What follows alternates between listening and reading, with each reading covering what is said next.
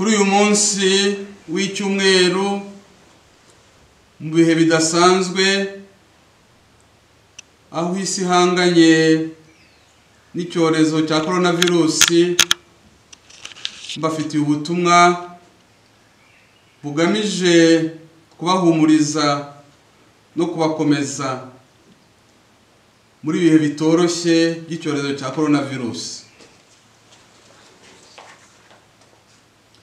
Basaserdoti bihaye Imana, abakristo bavandimwe, mbanje kubaramutsa mwese mbifuriza ineza n'amahoro dukesha Imana umubyeyi wacu. Nk'uko mubizi, isi yacu ihanganye n'icyorezo cya coronavirusi, ndetse ubu cyageze mu gihugu cyacu kandi umubare w'abafashwe uri kugenda wiyongera. Hirya no hino ku isi hari benshi bamaze gupfa bazira icyo cyorezo. Dukomeje gusabira abantu bose bagizweho ingaruka n'iki cyorezo, abapfuye Imana ibakire mu bayo, abarwayi Imana ibakize, natwe twese Imana iturinde icyo cyago. Turashimira abayobozi b'ibihugu, by'umwihariko abayobozi b'igihugu cyacu. Turashima inzego zishinzwe ubuzima, abaganga n'abandi bose bakomeje kwitanga amanywa n'ijoro bita ku bafashwe n'iki cyorezo kandi banafasha abatarandura gukomeza kwirinda. Turishimira ko hari abumvise ko ari ngombwa kwirinda no kurinda abandi kwandura coronavirusi, bagafata ingamba zihamye. Tukabashishikaza gukomerezaho. Bavandimwe, mu bihe bidasanzwe nk'ibi ngibi ntabwo tugomba kwiheba, ahubwo tugomba kwiringira Imana urukundo rudacogora na nyir'impuhwe zahebuje. Imana soko y'ubuvunyi bwacu ntishobora kudutererana na rimwe. Ni igihe kandi cyo kwibuka ko twese abatuye isi turi abavandimwe, buri wese akumva ko ibiri kubera ahandi cyangwa ku bandi nawe bimureba, maze tugafata twese umurongo umwe wo gufashanya no gufatana mu mugongo, tugakomezanya, tugatabarana ku buryo bushobotse bwose. Mwakire neza kandi mwubahiriza amabwiriza duhabwa n'inzego z'ubuyobozi bw'igihugu cyacu ajyanye no kwirinda iki cyorezo, kimwe n'iby'inama y'Abepiskopi Gatolika mu Rwanda ibasaba inabashishikaza. Buri wese agomba kubigira ibye kandi agafasha bagenzi be kubimenya no kubikurikiza. Dukurikije uko ibintu bizagenda bijya mbere, uko bizaba byifashe, tuzabagezaho amabwiriza y'uko muzahimbaza icyumweru gitagatifu na Pasika ya Nyagasani yegereje. Bavandimwe, ndabasaba gukomera ku isengesho. By'umwihariko ndabibutsa ko igitambo cy'Ukarisitiya kitaretse guturwa. Icyahagaze ni amakoraniro ahuza abantu benshi, kuko bashobora kubongerera ibyago byo kwandura cyangwa kwanduza icyo cyorezo. Abasaserdoti bakomeje gusoma misa aho bari mu ngo zabo, bunze ubumwe namwe aho muri mu ngo zanyu, basabira isi, iyi si yacu yugarijwe, basabira Kiliziya mu butumwa bwayo muri ibihe bitoroshye, basabira abantu bose, basabira abantu bose kandi nabo bisabira. Nubwo tudashobora guhurira hamwe nkuko twari tubimenyereye. Iki si igihe cyo kwijujutira Imana, ahubwo ni igihe cyo kunga ubumwe aho turi hose mu isengesho ryo dutakambira Nyagasani ngo adukize. Mu gihe tugitegereje twizeye ko twongera guhurira hamwe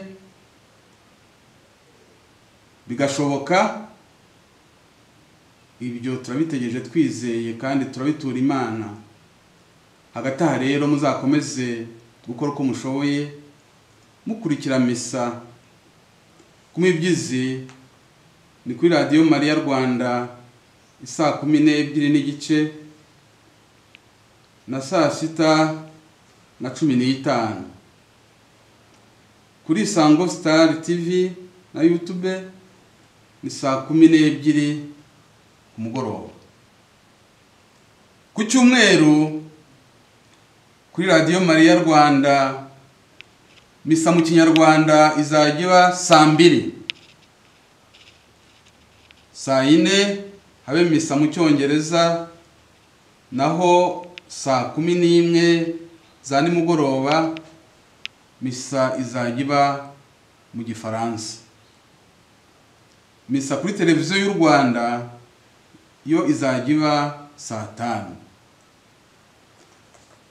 By'umwihariko mboneyeho kubamenyesha ko muri diocese yacu ku bufatanye na Energy Radio tuzajya dusoma misa mukabasha kuyikurikira kuri iyi radio yumvikana ku murongo wa 88.8 FM. Ku cyumweru ni misa ya saa 3 za mu gitondo nkuko yabaye uyu munsi. Naho ku yindi minsi mikuru ya Kiliziya cyangwa se ku Mibyizi muzajya mumenyeshwa amasaha misa iberaho kuri iyo radio. Indi gahunda y'isengesho twahuriraho muri diocese yacu buri wese ku giti cye bitanyuze kuri radio ni isengesho ry'ishapure twiragiza umubyeyi Bikira Mariya, hazirikanwa amibukiro uko ateganyijwe buri munsi. Kuwa mbere no kuwa gatandatu na amibukiro yo kwishima, kuwa kabiri no kuwa gatanu na amibukiro y'ishavu, kuwa gatatu no ku cyumweru na amibukiro y'ikuzo, kuwa kane na amibukiro y'urumuri. Buri munsi saa 9 ni ukuzirikana ishapure y'impuhwe z'Imana. Muri iki gihe kandi ndabashishikariza kuvuga ishapure y'ububabare burindwi bwa Bikira Mariya, twiyambaza Bikira Mariya umwamikazi wa Kibeho, umubyeyi wabaye cyane. Cyakora muri iki gihe cy'igisibo muzirikane ko kuwa gatanu tuzajya tugira inzira y'umusaraba. Mu isengesho ryacu ryose tuzatura Imana tuzisunga umubyeyi Bikira Mariya umwamikazi wa Fatima waragijwe diocese yacu. Nimucyo tumwiyambaze kurushaho, we utabara abana be cyane cyane iyo bari mu byago bikomeye nkuko yabigaragaje igihe abonekeye abana b'i Fatima.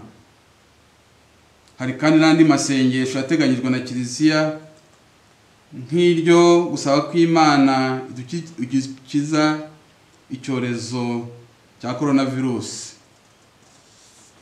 Byongeye kandi ubwo bitari kudushobokera guhurira hamwe mu Kiliziya, dukwiye gukomera kurushaho ku isengesho ry'imuhira, isengesho ryo mu rugo. Ndabashishikariza kuvuga amasengesho ya mu gitondo na nimugoroba n'andi y'umwihariko musanga mu gitabo cy'umukristo. Ndabasaba kandi gukora imihimbazo y'ijambo ry'Imana mu ngo zanyu, mu miryango yanyu, muzirikana ijambo ry'Imana rya buri munsi ko ryaduteguriwe na Kiliziya, mwifashisha Bibiliya n'ibindi bitabo byabugenewe. Mushobora kandi kuzirikana n'andi magambo yo muri Bibiliya ntagatifu ajyanye cyane cyane n'icyo Imana ibwira abantu bayo, abana bayo mu bihe by'amakuba n'ibyorezo ikoresheje abahanuzi n'intumwa zayo. Bakristo bavandimwe, mu gusoza nongeye kubasaba gukomera no kwizera Imana. Mwizere Imana, umubyeyi udukunda. Dukomeze twunge ubumwe mu isengesho, dusabira isi yacu, dusabira Kiliziya, dusabira Papa wacu Francisco, abepiskopi bose, abasaserdoti, abihaye Imana, dusabira igihugu cyacu n'umuryango mugari w'abana b'Imana. Mbijeje nanjye inkunga yanjye y'isengesho. Mbaragije mwese umubyeyi Bikira Mariya, umwamikazi wa Fatima.